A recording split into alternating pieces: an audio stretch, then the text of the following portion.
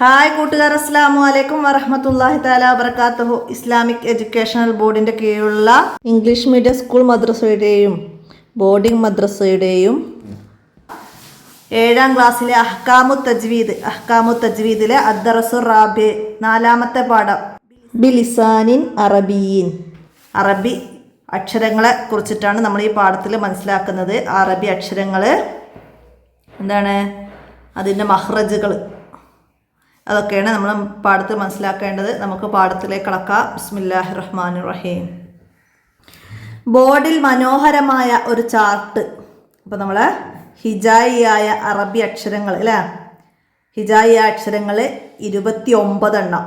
ആ 29 അക്ഷരമാണ് ഇവിടെ. അലിഫ്, ബ, ത, സ, ജീം, ഹ, ഹ, ദാല്, ദാല്, റാ, സായി, സീന്, ഷീന്, സോദ്, ലോദ്, തോ, ലോ, ഐന്, ഐന്, ഫ, ഖാഫ്, കാഫ്, ലാമ്, മീമ്, നൂന്, വാവ്, ഹ, യാ, ലാം, അലിഫ്.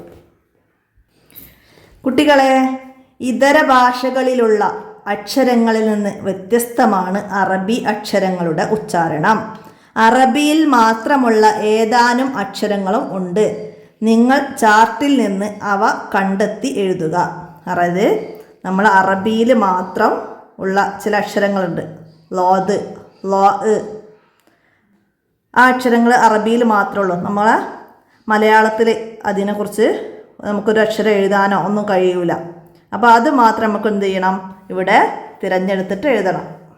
അപ്പോൾ ഇവിടെ നമ്മൾ അതിന് അക്ഷരങ്ങൾ തിരഞ്ഞെടുത്ത് എഴുതിയിട്ടുണ്ട്. സ, ഹ, ഖ, ദാല്, സായി, സോദ്, ലോദ്, ഐന്, ഐന്, തോ, ലോ, ഖാഫ്. ഇത്രയും അക്ഷരങ്ങളാണെന്ത്, മലയാളത്തിലില്ലാത്ത അറബിയിൽ മാത്രമുള്ള അക്ഷരങ്ങൾ. അതായത് അറബി മലയാളത്തിലൊന്നും അറബിയിലുള്ള ഈ അക്ഷരങ്ങൾ നമുക്ക് സ എന്ന് നമുക്ക് മലയാളത്തിൽ എഴുതാനുള്ള അക്ഷരമില്ല. അപ്പോൾ അതൊക്കെയാണ് നിങ്ങൾ മനസ്സിലാക്കേണ്ടത്. ഇനി ഈ അക്ഷരങ്ങളുടെ മഹ്റജ് നമുക്ക് പഠിക്കാം. ഇത്രയും അക്ഷരങ്ങൾ അറബിയിൽ മാത്രമുള്ള ഈ അക്ഷരങ്ങളുടെ മഹ്റജ് എന്ന് നമുക്ക് പഠിക്കാം. ഒന്നാമത്തത് സ. 12 അക്ഷരങ്ങളാണ് ഉള്ളത് കേട്ടോ, 12 അക്ഷരങ്ങളാണ്. അപ്പോൾ അത് അറബിയിൽ മാത്രമുള്ള അക്ഷരങ്ങൾ എത്ര എന്നൊക്കെ ചോദ്യം വരും. അപ്പോൾ 12 അക്ഷരങ്ങളാണ്. സ, നാവിൻ്റെയും മേലെ മുൻപല്ലുകളുടെയും തല ഇവിടെ നിന്ന് കാറ്റോടുകൂടി പുറപ്പെടുന്നു.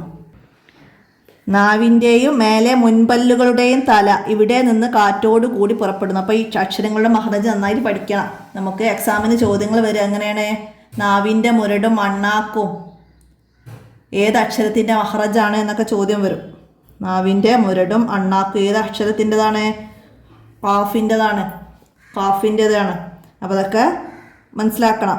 പിന്നെന്താണ്, തൊണ്ടയുടെ മധ്യം ഇവിടെ നിന്ന് കാറ്റോട് കൂടി പുറപ്പെടുന്നത് ഏതക്ഷരം, ഹ. തൊണ്ടയുടെ മധ്യം ഇവിടെ നിന്ന് കാറ്റോട് കൂടി പുറപ്പെടുന്നതാണ് ഹ. ഹ, തൊണ്ടയുടെ മുകൾ ഭാഗം ഇവിടെ നിന്ന് കാറ്റോട് കൂടി തഫീമായിട്ട് പുറപ്പെടുന്നു. തഫീമിൻ്റെ ഹുസ്സോലോത്തിങ്കിൾ എന്ന അക്ഷരം നമ്മൾ പഠിച്ചിട്ടുണ്ട്. അപ്പം അതിലുള്ളതാണ് ഹ. പിന്നെന്താണ്, നാവിൻ്റെയും മേലെ മുൻപല്ലുകളുടെയും തലകൾ ഇവിടെ നിന്ന് കാറ്റില്ലാതെ പുറപ്പെടുന്നത് ദാല്, ദാല്. പിന്നെ സായി, നാവിൻ്റെ കൂർത്ത അറ്റം ഇവിടെ നിന്ന് താഴെയും മേലെയുമുള്ള മുൻപല്ലുകൾക്കിടയിലൂടെ പുറപ്പെടുന്നു. സായി പറയുമ്പോൾ എന്താണ്, നാവിൻ്റെ താഴെയും മേലെയുമുള്ള മുൻപല്ലുകൾക്കിടയിലൂടെ പുറപ്പെടുന്നു. പിന്നെന്താണ്, സ്വാദ്, നാവിൻ്റെ അറ്റവും മുൻപല്ലുകളുടെ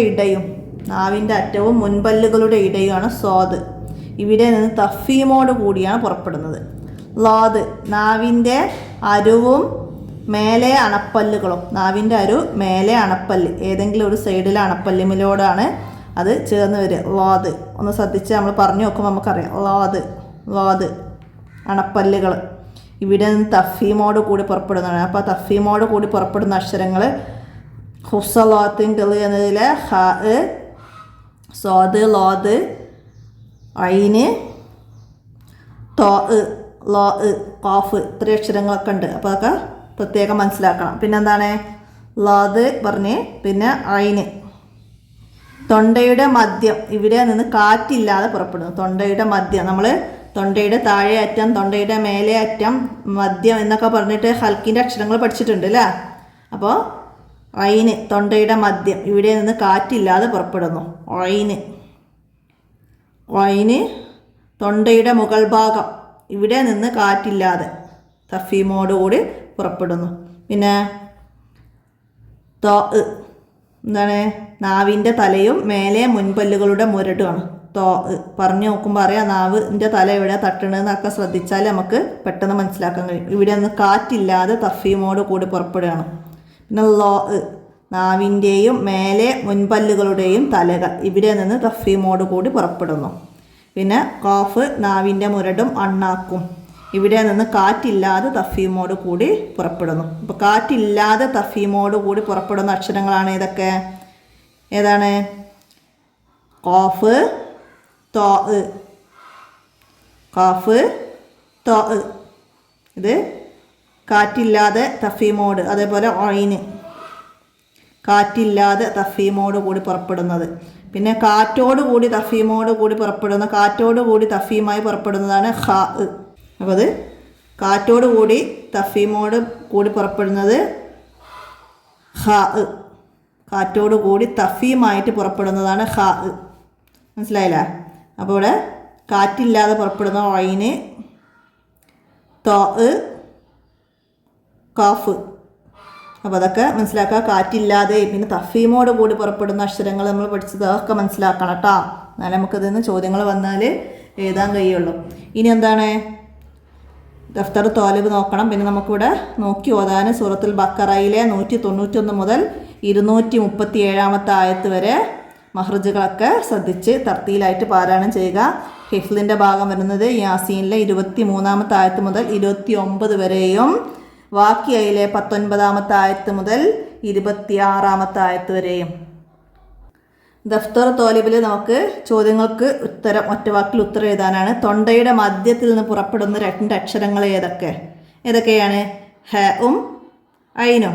തൊണ്ടയുടെ മധ്യത്തിൽ നിന്ന്. അപ്പോൾ അതുപോലെ തൊണ്ടയുടെ മേലേ ഭാഗത്ത് നിന്ന് പുറപ്പെടുന്നതാണ് എന്ത്? പുള്ളിയുള്ള ഹാവും പുള്ളിയുള്ള ഐനും.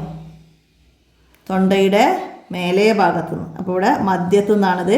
പിന്നെ തൊണ്ടയുടെ താഴെ അറ്റത്തു നിന്നാണ് ഹൽക്കിൻ്റെ അക്ഷരമായ അംസ ഹ കേട്ടോ. അത് ഇവിടെ പറയുന്നില്ല നിങ്ങൾക്ക്, പക്ഷെ നമ്മൾ താഴെ ക്ലാസ് പഠിച്ചതാണ്. അപ്പം മനസ്സിലാക്കുക. പിന്നെ എന്താണ്? നാവിൻ്റെയും മേലെ മുൻപല്ലുകളുടെയും തലയിൽ നിന്ന് പുറപ്പെടുന്ന 3 അക്ഷരങ്ങൾ. നാവിൻ്റെയും മേലെ മുൻപല്ലുകളുടെയും തലയിൽ നിന്ന് പുറപ്പെടുന്ന 3 അക്ഷരങ്ങളാണ് സ, ലാല്, ലോ. സ, ലാല്, ലോ.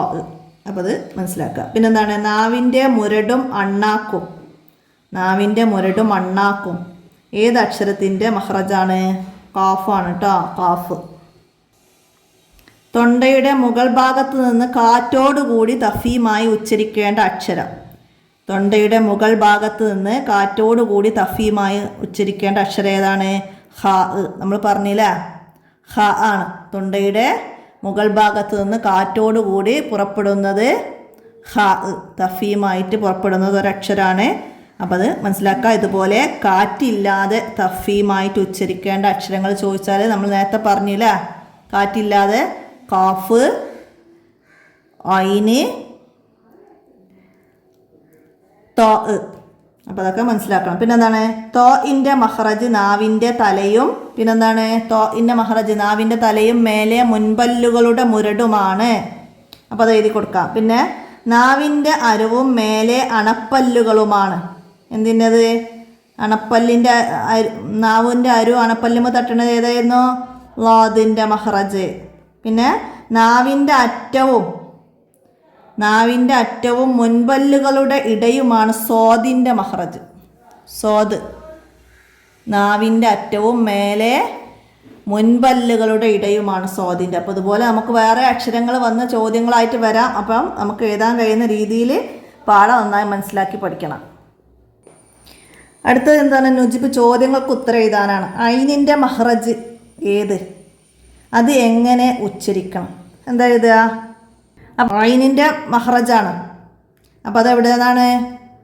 ഐനിൻ്റെത് തൊണ്ടയുടെ മുകൾ ഭാഗത്ത് നിന്നാണ് അതിൻ്റെ മഹ്റജ്. ഇനി അതെങ്ങനെ ഉച്ചരിക്കണം എന്ന് വെച്ചാൽ ഇവിടെ കാറ്റില്ലാതെ തഫീമോടെ ഉച്ചരിക്കണം. ഇവിടെ കാറ്റില്ലാതെ തഫീമോട് കൂടി ഉച്ചരിക്കണം. അതുപോലെ തന്നെയാണ് അടുത്ത ചോദ്യങ്ങളൊക്കെ. അപ്പോൾ അതുപോലെ നമുക്ക് ഏത് അക്ഷരത്തിൻ്റെയും ചോദ്യം വരാം, തദ്രിബാത്തിലുള്ളത് മാത്രമല്ല. അപ്പോൾ എക്സാമിന് പഠിക്കുമ്പോൾ നന്നായി മനസ്സിലാക്കി പഠിക്കുക.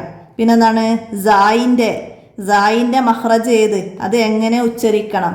സായി എങ്ങനെയാണ്? നാവിൻ്റെ കൂർത്ത അറ്റം എന്താണ്? ഇവിടെ നിന്ന് താഴെയും മേലെയുമുള്ള മുൻപല്ലുകളുടെ ഇടയിലൂടെ പുറപ്പെടണം. ഇവിടെ നിന്ന് താഴെയും മേലെയുമുള്ള മുൻപല്ലുകൾക്കിടയിലൂടെ പുറപ്പെടണം. അതാണ് സായിൻ്റെ മഹ്റജ്. ഇനി കാറ്റില്ലാതെ തഫീമോടെ ഉച്ചരിക്കേണ്ട 3 അക്ഷരങ്ങൾ എഴുതുക. നമ്മൾ പറഞ്ഞിരുന്നു അല്ലേ? ഐനും തോവും കാഫും. മനസ്സിലാക്കുക. ഇനി കാറ്റോട് കൂടി പുറപ്പെടുന്ന 3 അക്ഷരങ്ങൾ. കാറ്റ് തഫീം ചെയ്യണ്ട, കാറ്റോട് കൂടി പുറപ്പെടുന്നത് നമ്മൾ പറഞ്ഞിരുന്നു. സാ, ഹ, ഖ.